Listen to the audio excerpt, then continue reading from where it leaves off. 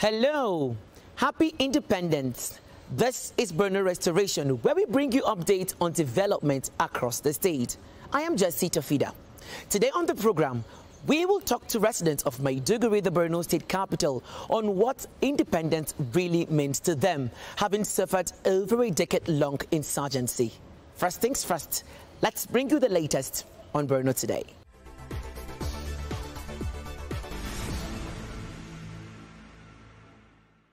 At a time when maternal mortality remains a pressing challenge in Borno, the Safe Births Bundle of Care project is giving hope to women and families.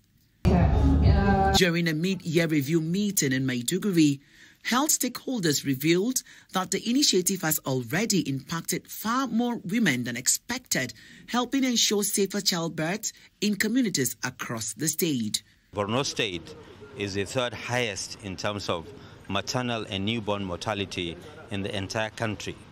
We have 13 local government areas in Borno State which are tagged MAMI local governments or maternal mortality reduction innovative initiative programs by the federal government. And therefore, it is incumbent upon us all to see that our pregnant women in Borno State are well taken care of. At any point in time, we have 400,000 pregnant women in Borno State, and they are dying needlessly because of some failures.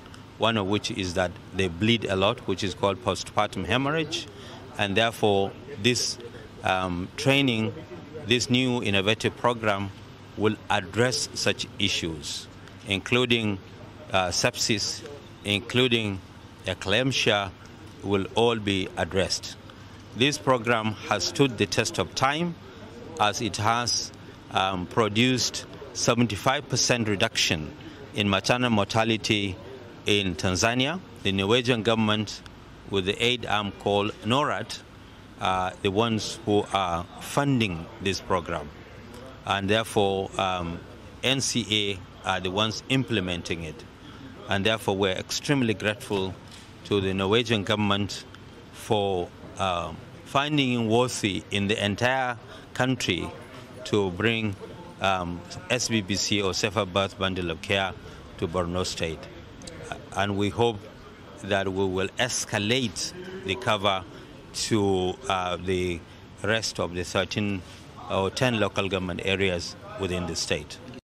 According to preliminary data from May to August this year, the project recorded over 3,000 neonatal life practice sessions, 150 specialized trainings, and more than 1,400 usage of the Moyo fetal monitoring device, and nearly 1,700 safe deliveries. I'm very much excited because we are contributing towards the goal, reducing maternal and child deaths, which is very, very crucial. So far, we are working very closely with the Ministry of Health in the state, with the Commissioner, and with the other partners also. So it is so far the support that we are getting is very much encouraging. I hope this support will continue in the coming periods of the project implementation. You know, this grant is very crucial because it's a pilot also. If we do it successfully, it will scale up. The others also learn from the project, and it is an opportunity to scale up also. Because of that, it's not directly only the objective of reducing maternal and child mortality, but it is also a pilot. It is a base to scale up. Funded by NORAD and implemented in collaboration with the State Ministry of Health and the Primary Healthcare Development Board, the project is described as a life-saving intervention that is changing maternal healthcare outcomes. To ensure sustainability, NCA Act Alliance inaugurated a steering committee tasked with scaling up and entrenching the initiative within the state health system. For a state long burdened by maternal mortality, the Safe Births Bundle of Care is more than just a project. It is a lifeline. With government backing and donor support, stakeholders are hopeful that safer births will soon become the norm, not the exception.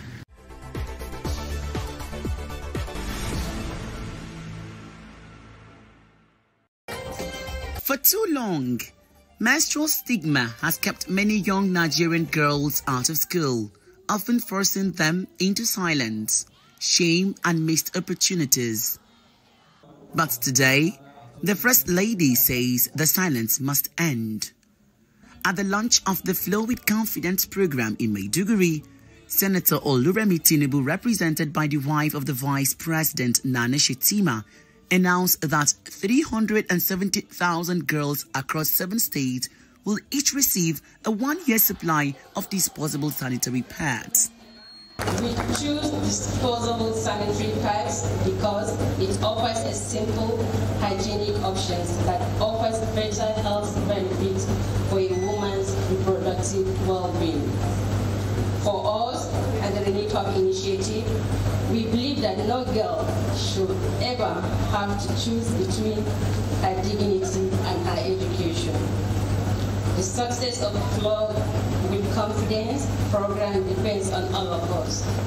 I want to especially appeal to the executive chairman of local government areas, giving your critical position as the arm of government closer to the people and your role in delivering essential services. It is crucial that you take the ownership of this intervention and scale up and ensure these supplies get directly to deserving girls in our rural communities. The pads are not to be sold under any circumstance. The Renewed Hope Initiative spends a total of 2,550,297,150 naira.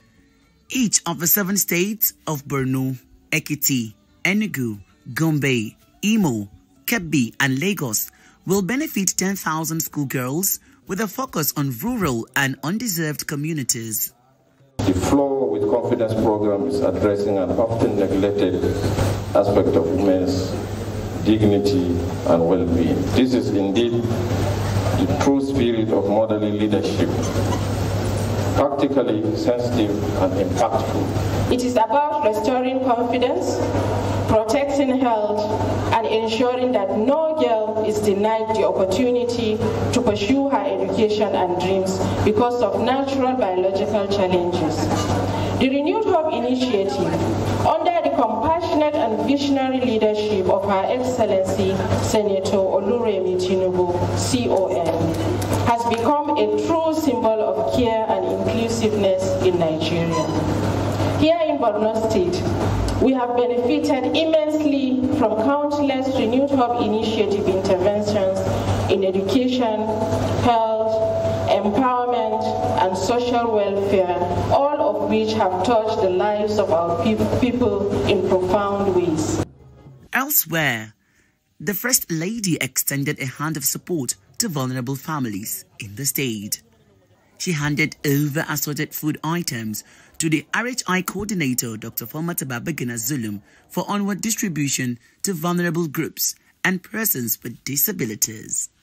These items are expected to go a long way in alleviating the sufferings of the women. The Renewed Hope Initiative has promised to continue empowering women and youth in the country so as to make them self-reliant.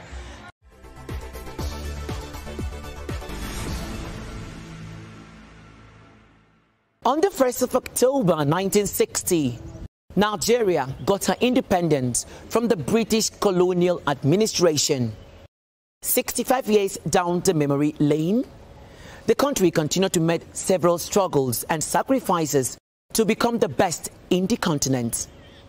As the country commemorates its 65th birthday, the story from Borno paints a more unique perspective of what independence truly means.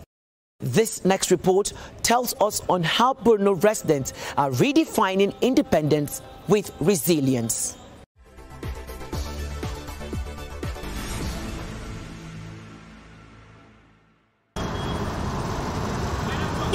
In Maiduguri, sounds of hustle and bustle filled the air. But behind the cheering activities, a deeper story of resilience. For children in returning schools, independence means the freedom to dream again. Many here were born in displacement camps, but now sing the anthem in classrooms, built from the ruins of conflicts. Independence means a lot. We inherited 2.2 million children out of school. We now have less than 800,000. Independent means bringing back 1.2 million children to school in the last 6 years in Borno State. We have over 5,000 classroom infrastructure destroyed when we took over in 2019. We have currently built 104 mega schools. The whole world has bear testimony to that.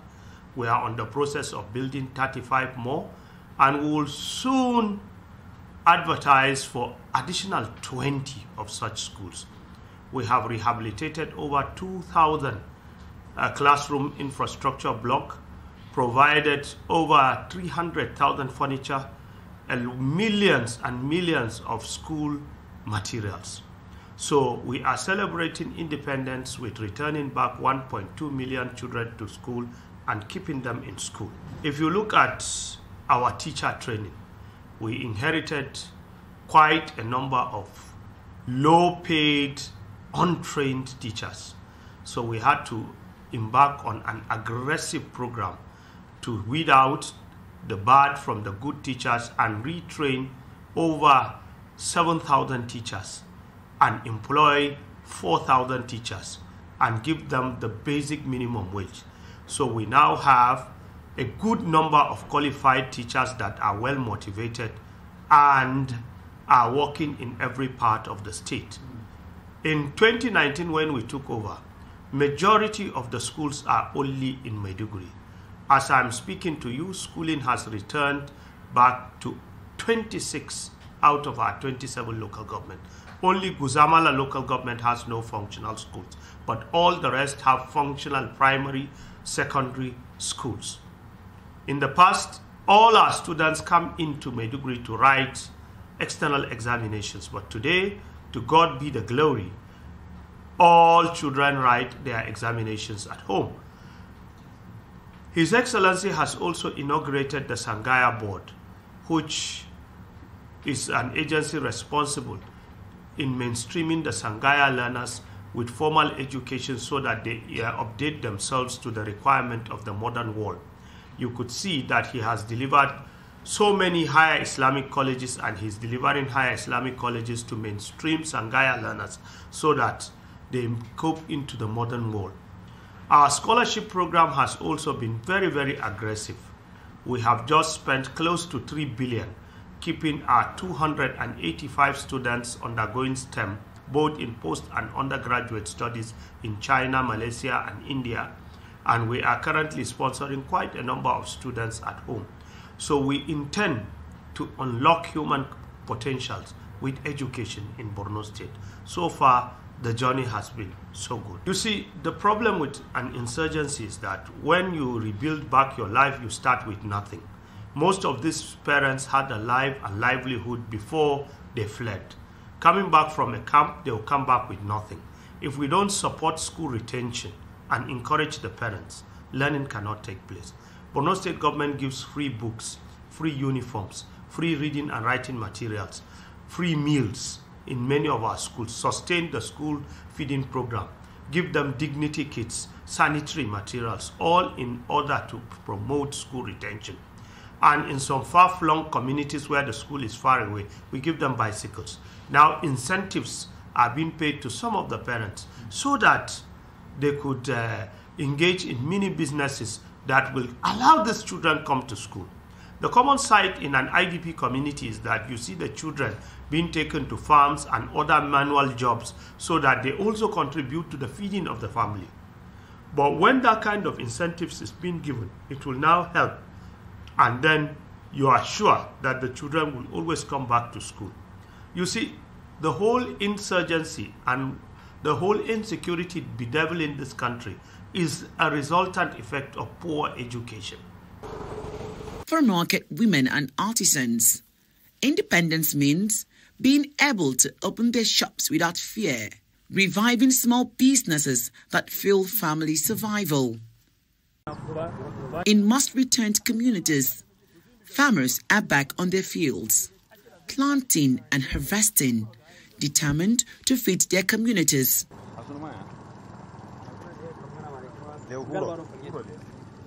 Analysts say, while Nigeria celebrates 65 years of nationhood, Borno celebrates the courage of its people who continue to rise above insurgency. Independence is something we have come to know it by meaning, not just by the word of it. Because Borno, like you rightly said, after experiencing insurgents for this long, we went through different phases of what it means to not have your independence, by way of being scared, by way of being away from your home, by way of seeing your brothers and sisters being carted away or dying by the hands of the insurgents. So yes, we know what it means to be independent. It's not just carrying the flag of Nigeria to say, yes, today is 1st October and all of those. We saw it firsthand. Maybe we may not compare it with what our forefathers fought for the independence of Nigeria, but I tell you, citizens of Borno has fought for their independence by way of striving to build resilience in the insurgents that we faced. Nobody ever planned or wished to be in a camp, except where situation persists. So we find ourselves in different camps, different locations, places that we never thought we would actually be in. So, but this happened. Now, as a humanitarian worker, I have gone to these places. In fact, I have been in camp where you see people living with the barest minimum way of living, like human rights. You do not have the things that you needed because you rushed into camp, and at that point things were not in place because, of course, nobody prepared to go into camps. So yes, we've seen that happen. And then now we have come to a point where, after these years of struggle, people have found their way through the resettlement, that the state initiative. People have gone back to their communities. They may not have everything like they used to have, but I tell you, the freedom to live in your own community after being resettled, the choices you have to make things of your own, the ability to go back to your farm and help yourself, to go back to your own businesses, is a big sigh of relief, and one important part of the independence that people in Borno today were experiencing, and we are smiling so much because God has made us be able to have that. The government of the day, especially led by His Excellency Governor Professor Moro Babagana Zulum, has taken a very, very key drive initiative by ensuring that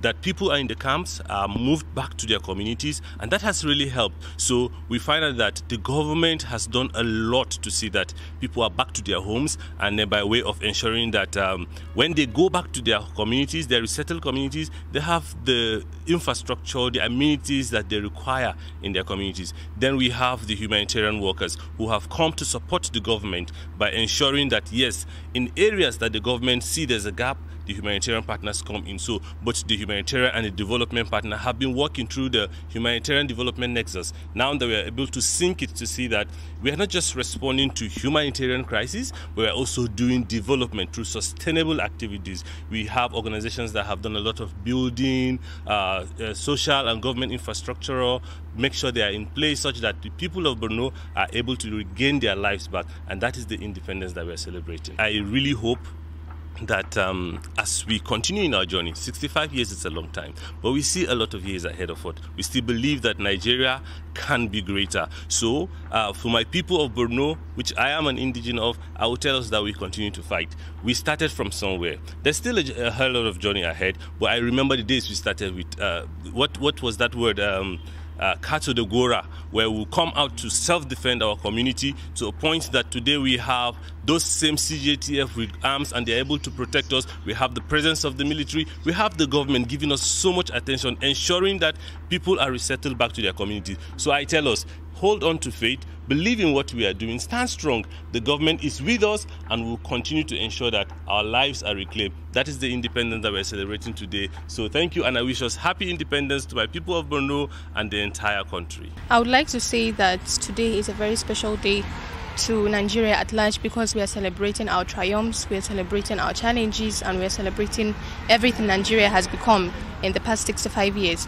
But as a daughter of Borno State, we are celebrating it even harder because we understand what it means like to live without peace. We understand what it means like to go to bed and hope for a better tomorrow.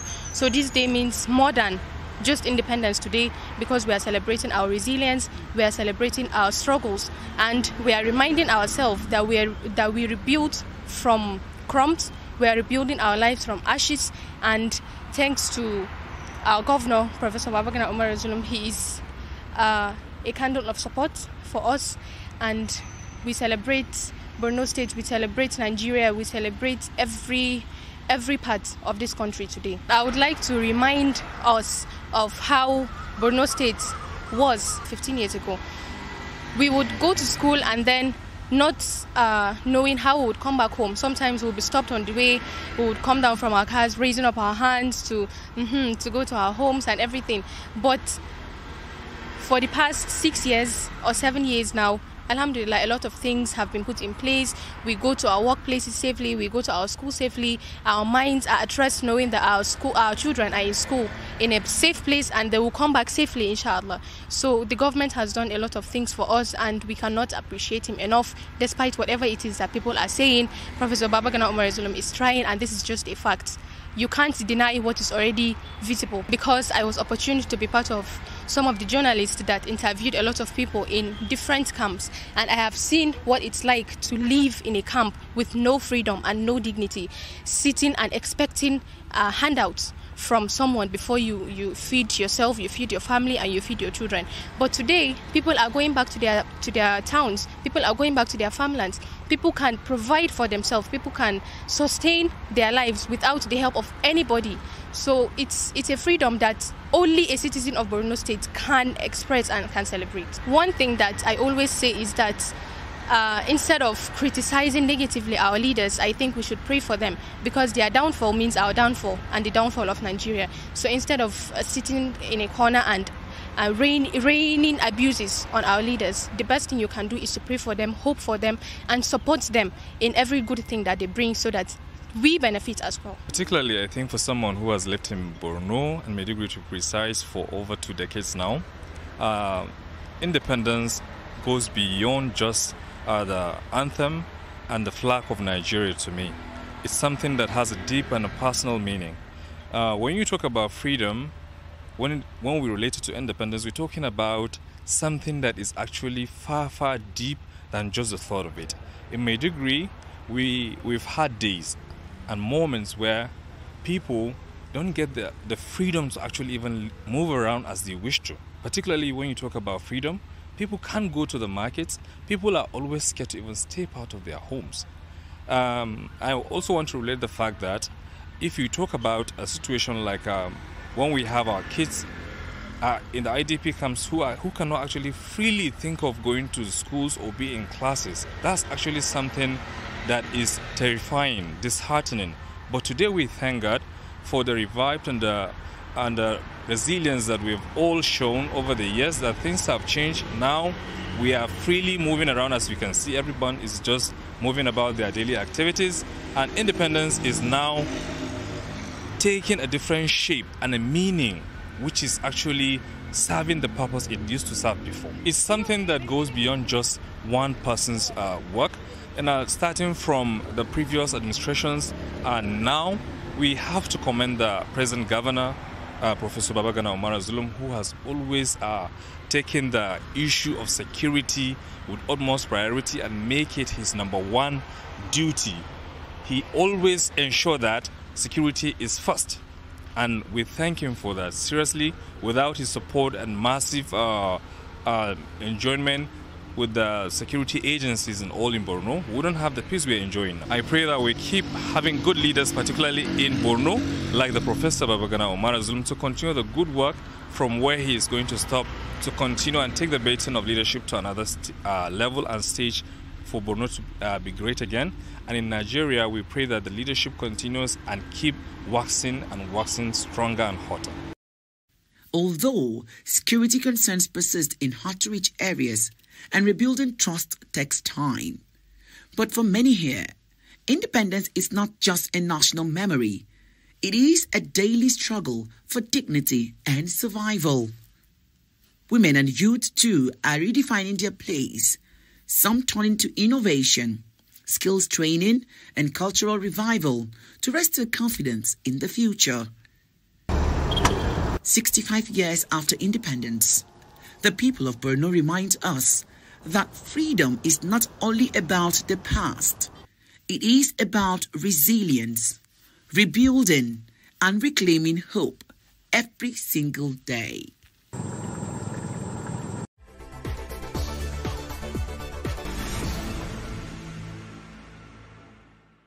Nigeria, we hail thee, our own dear native land. That's the much we can take on this episode of Borno Restoration. Many thanks for watching. I am Jesse Tafida. See you next time. Bye-bye.